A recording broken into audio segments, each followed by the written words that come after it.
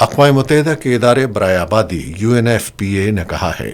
کہ پاکستان سن 2026 میں 22 کروڑ 50 لاکھ سے زائد آبادی کے ساتھ دنیا کا 5واں بڑا آبادی والا ملک بن جائے گا۔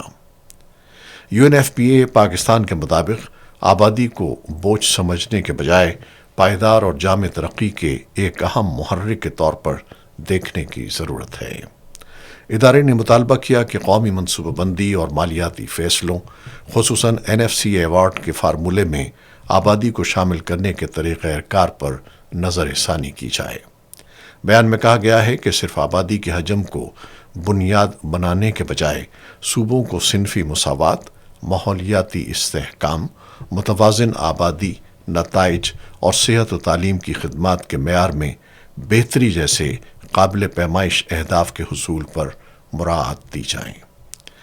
UNFPA کے مطابق اس طرز اصلاحات سے مالی وسائل کو انسانی ترقی کے نتائج کے ساتھ ہم آہنگ کیا جا سکے گا، جبکہ شرح پیدائش میں سست رفتار کمی اور غیر متوازن ترقی جیسے مسائل سے نمٹنے میں بھی مدد ملے گی۔